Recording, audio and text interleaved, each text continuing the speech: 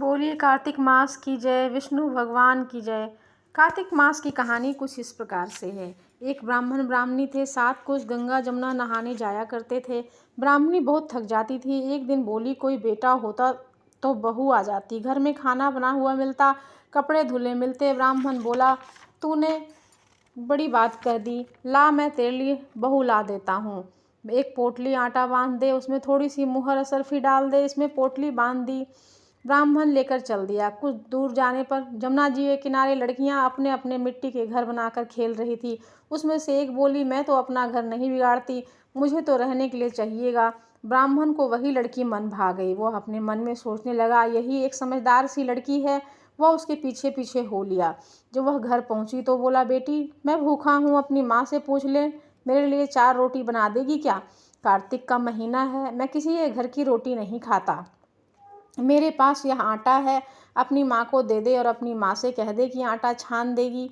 अच्छी बात बाबा, कहकर उसने अपनी माँ से कहा, माँ बाहर बाबा बैठा है, उसकी रोटी बना दे और आटा छान देना। उसने आटा छाना, उसमें मुहर असरफी निकली। वह बोली, इसके आटे में इतनी मुहर असरफी है, उसके घर में न जाने कितनी होगी। जब बाबा रोटी खाने बैठा तो उसकी माँ बोली, बाबा उस लड़के की सगाई करने जा रहे हो? बाबा कहने लगा कि मेरा लड़का तो काशी जी पढ़ने गया हुआ है, अगर तुम कहो तो खांड के कटोरे में तुम्हारी लड़की को ब्याह कर ले जाऊं। लड़की की माँ बोली, अच्छी बात बाबा, यह ब्याह कर ले आया। आकर बोला, रामू की माँ किवाड़ खोल कर देख, मैं तेरे लिए बहू लाया हूँ। बुढ़िया बोली, दुनिया तो बोली मारे थी, तू भी बोली मार दे, हमारे तो 7 जन्म भी बेटा ना है, तू बहू कहाँ से ले आएगी? ना तो किवाड़ खोल। ब्राह्मण ने कहा। इसने किवाड़ खोले, देखा तो सामने बहू खड़ी है।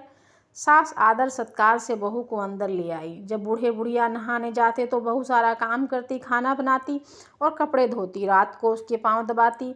इस तरह से बहुत समय निकल गया। सास बोली, बहू चूल्हे की आँच न बुझने दियो, मटके का पानी न ख़त्म होने दियो। एक दिन चूल्हे की आग बुझ गई। भागी भागी बहू पड़ोस में गई, बोली, पड़ोसन मुझे थोड़ी सी आग दे दे, मेरा चूल्हे की आग बुझ गई है। मेरे सास ससुर आते ही होंगे, सुबह 4 बजे के गंगा जमुना नहाने गए हुए हैं। पड़ोसन ने कहा, तू तो बावली है, तुझे तो यूं ही उठा कर ले आए हैं, उसके 7 जन्म भी कोई बेटा नहीं है। बहू बोली, ना, उनका बेटा तो काशी जी पढ़ने गया है। पड़ोसन बोली, तुझे तो झूठ बोल कर ले आए हैं।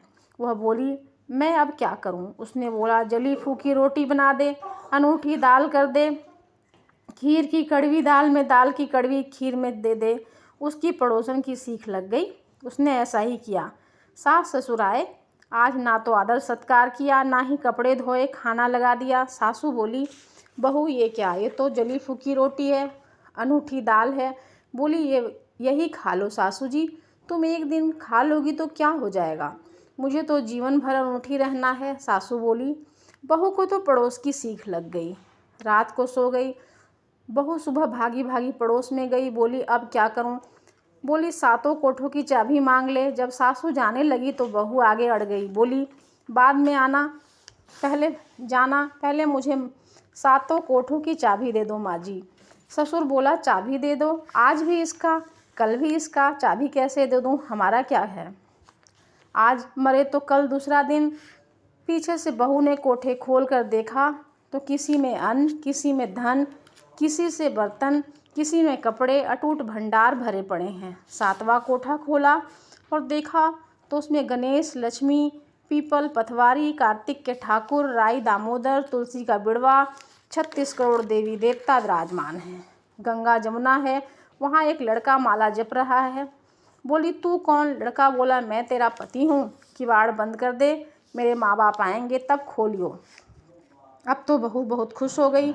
36 प्रकार के भोजन बनाए, 16 श्रृंगार किए, रांची माची ढोले। सास ससुर आए, बड़े प्यार से उसने बातें कही, उनके कपड़े धोए, खाना खिलाया। बूढ़ा बोला, बहू तो धन देखकर राजी हो गई।